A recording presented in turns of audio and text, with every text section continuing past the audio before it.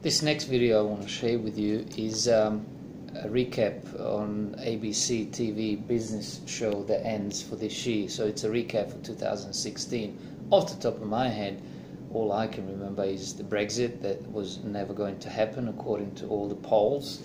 And then the sky was going to fall because of it, which it did for a day or two, and then it just recovered. It was probably the best thing that ever happened to Britain, getting out of the European Union, which they haven't, by the way, yet. But their pound went down, which is good for the economy, the tourism, the exports, so they're going to be sweet. And then you got the Donald Trump election. The sky was going to fall again. It didn't.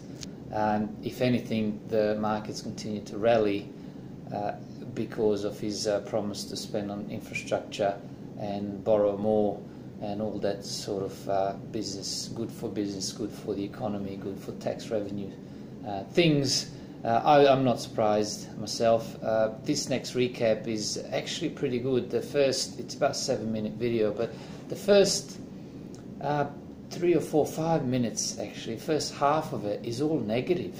They're talking about housing, they're talking about how the year started really bad across the globe, really, for the equity markets, and then recovered, and Australian Stock Exchange ended up, or currently is, as I speak, today is the 3rd of, is it 3rd? Or, yes, 3rd of December, and the year really started bad, but the Australian equity market is currently where it was at the beginning of the year, so he hasn't really moved. If you were invested in stocks that pay dividends, I suppose you got yourself some fully franked dividends. If you bought property, you were probably a bit more richer on paper, but see what happens with that one. I hope you like this next video, and if I don't make any other videos, Happy New Year and Merry Christmas. Well, 2016 wasn't just an eventful year on the stock market. It's been a huge year for business, big and small. It's been a year to forget for BHP. Ford Australia closed its doors, and the big 4 bank bosses were summoned to Canberra. Seismic political events like the double dissolution election here and the shock of Brexit and rise of Donald Trump rocked investors. There are too many stories to mention, but our reporter Emily Stewart has taken a look at just some of the highlights of 2016.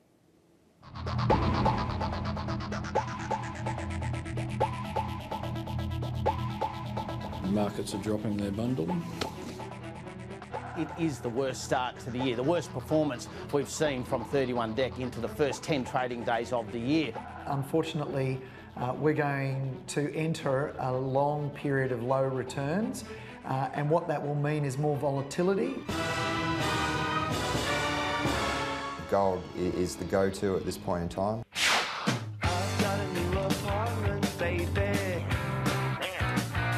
There's just a huge oversupply of apartments right now for renters, so renters have got choice. During the boom, you couldn't rent office space in Perth. People were literally working out of cafes because the place was full. Office rents are not going to grow, in some cases declining, industrial rents much the same. Every day, Australia is borrowing $100 million.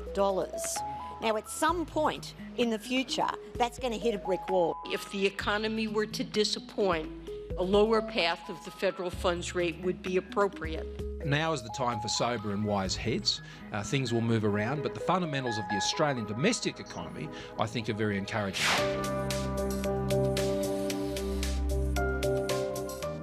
The labour force statistics for Australia have become increasingly problematic, with measurement issues that have meant that there's been a significant amount of volatility in those numbers in recent times. If we accept the labour force data, let's discount them to some extent perhaps for these equality issues. And I call the Treasurer. This is going to, I think, be a big confidence booster for business, and I think a more general confidence booster for the community that we're headed in the right economic direction. While Britain is leaving the European Union, It will not, it should not, and in my view it won't turn its back on Europe.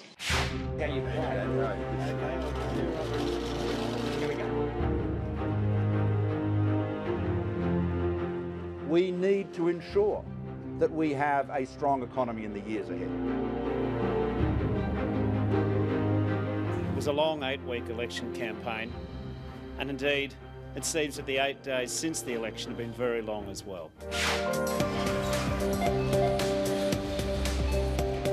Brad Banducci, thanks for joining the program. Pleasure, nice to be here. How much of a mess is Woolworths in? I don't think we're in a mess.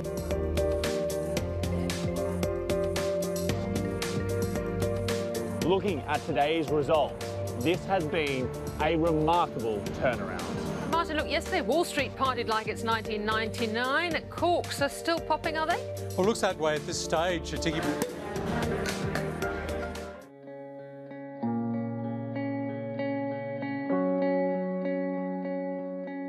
fall within the category of homicide.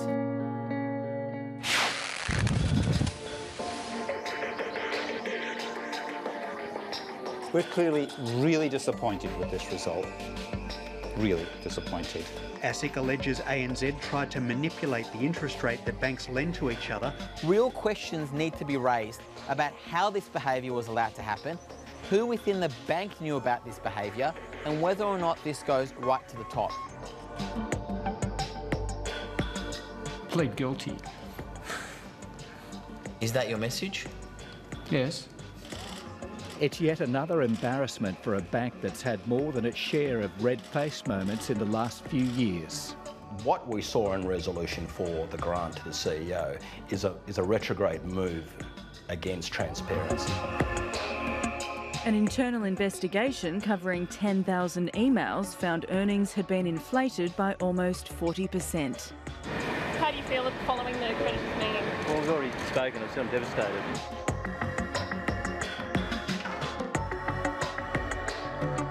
It is not possible for REM as a company to continue to run that facility at the level of losses that we've been experiencing. I want to ride my bicycle. I want to ride my bicycle. But law firm Maurice Blackburn says these companies are taking workers for a ride.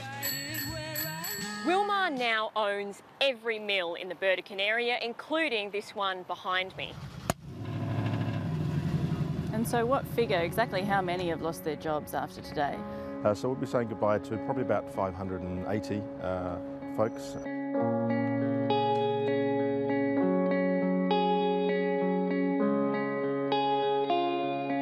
Saying goodbye to some wonderful manufacturing colleagues who've done a great deal for Ford in Australia.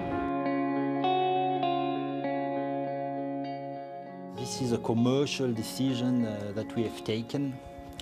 Today, the prices of electricity are very low.